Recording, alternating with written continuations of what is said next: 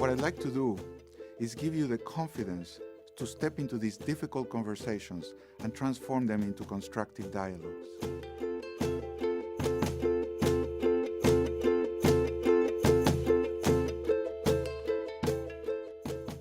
You are worried about a conversation you need to have. I am concerned. I have a really high standard for our work, and I think the best thing I can do is tell people, this didn't go right, here's what I really want, and then when I deliver it, and I try to be objective, not you did this wrong, but this was wrong, then it upsets them.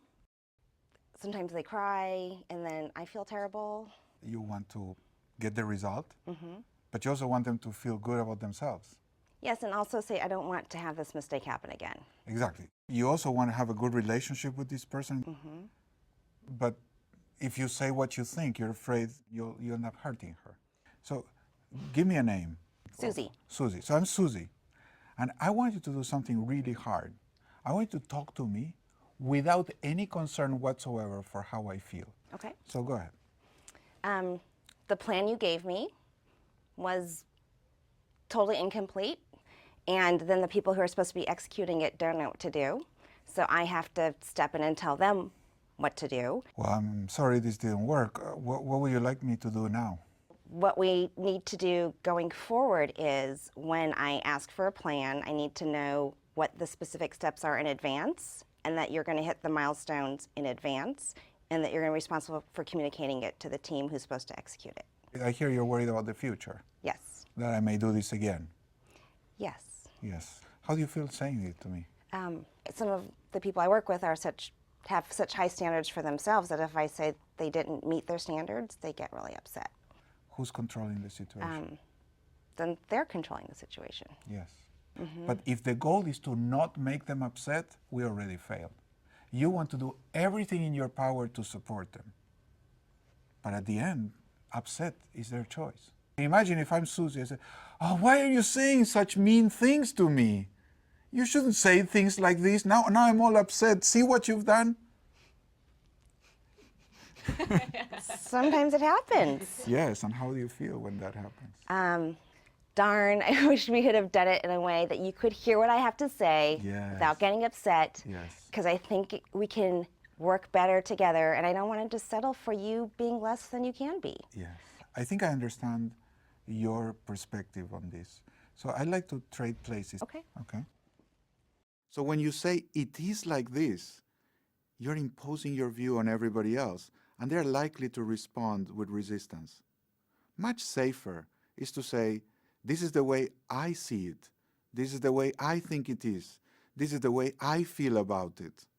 That way you open room for them to have a different view and initiate a conversation with mutual respect.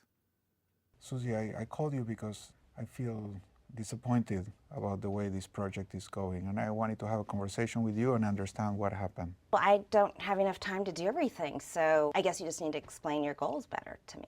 Yeah, I realize you have a lot on your plate, and what I'm learning now is that you don't feel you have the resources to do everything that's on your plate. Is that fair? Yes. I wonder what we can do different so I don't get surprised like this, because it's not acceptable for me to find out that the project is late and then you saying you can't do everything. So do you have a suggestion on how we can take care of this? Well, I think you need to be clear on your goals with me. Yes. Because you keep giving me things to do that take longer than I have time to do, and then because you're not clear, I can get my job done. I would change something. Instead of being clear about my goals, I think I need to be clear about my requests, what I'm asking you to do. I thought I was clear. Now, and I'm learning I wasn't clear for you, but I genuinely thought I was clear. I'm sorry you did not understand. And when I ask you something, I'll try to be very concrete. If you think I'm not concrete, or if you think that what I'm asking you is beyond your capacity to deliver on time, you just say, no, I cannot do this. I cannot promise this to you because I'm not going to make it. Does that seem fair to you?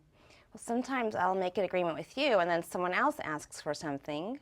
Yes. And then, so then I try to do that, and then I run out of time to do this, and then... So let me make sure I understand. You made a promise to me, and you had the resources to fulfill it. then someone else comes and asks you for something else that demand your attention and your time or resources. And if you do that, then you don't have enough to do what you had committed to do for me. Am I understanding the situation? You are. But sometimes I feel like I can't say no. Well, but you are saying no to me because you're letting me down. If you can't say no to the other person, what are you saying to me?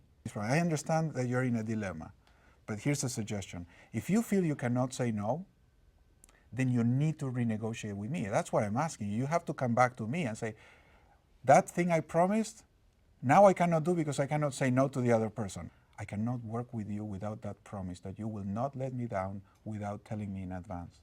Does that seem fair to you? Are you saying you don't trust me? Absolutely. You betrayed my trust because you said you were going to do something and then you used your resources to do something else and you let me down. If you keep doing that, I can't work with you. So this is my boundary. Are you willing to work with me with integrity? If you promise something, you don't break your promise without letting me know.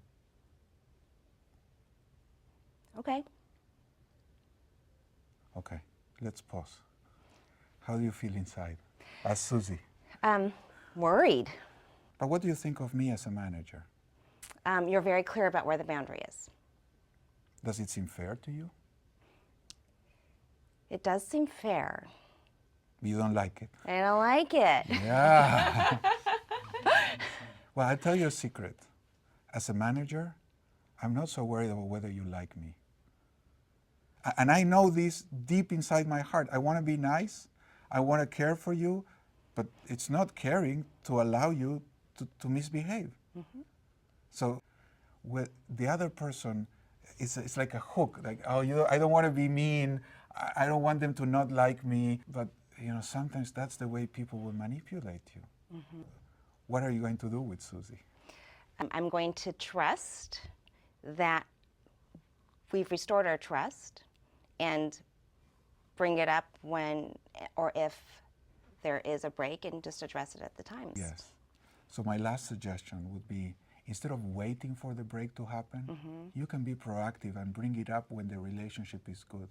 Because in the middle of the break, there's anger. But right now, if the barrier is lower, if you just walk up to her and say, Susie, I've been thinking about this, and I realized, and there's something I did not tell you. And then you can bring this up and negotiate with her, but when the slate is clean, not when somebody has already broken the commitment. How does that sound to you? Good, because at some point, I do want to feel that we're on the same page. It is about us trusting each other on the agreements we've made and not so much about how we feel about that trust. Yes, very good. Well, thank you very much. You have a mission. You have some dear values you want to express in this world.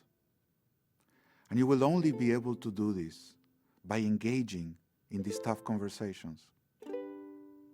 My hope is that with these skills, you will be able to step into them boldly and confidently